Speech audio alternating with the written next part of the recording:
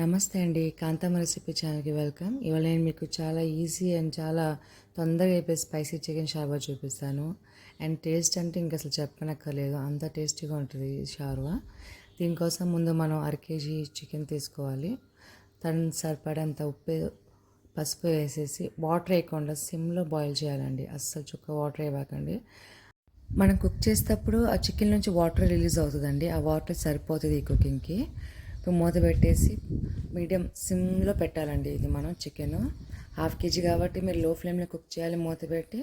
KG అయితే మీరు medium మంట మీద మూత పెట్టబాకండి. మూత పెట్టకుండా కుక్ అవ్వనియండి చికెన్ని.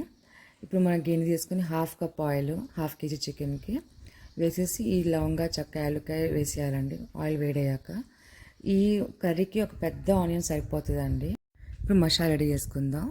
ఎండు కొబ్బరి, అల్లం, చిల్లిపాయలు, స్టోన్ ఫ్లవర్ అంటారు దీన్ని, పలావ్లో వేస్తారండి ఎక్కువ. మిరియాలు, ఒక స్పూన్ వచ్చేసి గసగసాలు కూడా వేయాలి. అది మీకు చూపించడం మర్చిపోయాను. ఇది గ్రైండ్ చేసేయాలి. తర్వాత ఒక టమాటా, కొంచెం వాటర్ వేసి బాగా మెత్తటి పేస్ట్ చేసేసుకోవాలండి. ఇప్పుడు మనకి ఆనియన్ ఫ్రై అయింది కదా, ఈ మసాలా వేసి ఆ మిగిలిన మసాలా కొంచెం వాటర్ వేసి అది కూడా వేసేద్దాము.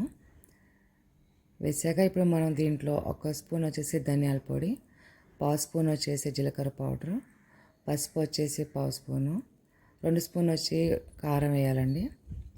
ఇది కూడా వేగనీయాలి. మనం ఇప్పుడు బాగా మంచిగా సిమ్లో దోరగా వేగనీయాలండి. ఇందాక మీకు చూపించినట్టు తొందరగా అయిపోయింది చికెన్ కూర చెప్పే కదండి.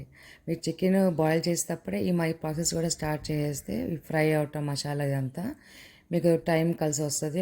20 నిమిషాలు అరగంటలోనే మీకు ఈ కూర అంతా అయిపోతుంది ఈజీగా. ఇప్పుడు మనకి ఆయిల్ అంతా పైకి వచ్చింది కదా, పెద్ద గ్లాస్ వాటర్ వేయాలండి. కేజీ అయితే 2 గ్లాస్ వాటర్ సరిపోయింది. హాఫ్ కేజీ కాబట్టి నేను పెద్ద గ్లాస్ వేసాను వాటర్. ఇది మనం ఇప్పుడు ఒక 10 మినిట్స్ కుక్ అవ్వనియాలండి స్లో మంట మీద.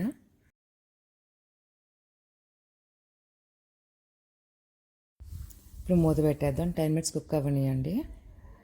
ఇప్పుడు 10 మినిట్స్ అయిపోయింది. మనం మూత తీసి చూద్దాం. కూర ఇలాంటి దగ్గర పడిపోతుంది. అదే మీరు కేజీ చికెన్ అనుకోండి, ఫస్ట్ 5 మినిట్స్ పెద్ద మంట, తర్వాత 5 మినిట్స్ మీడియం మంట పెట్టుకోండి.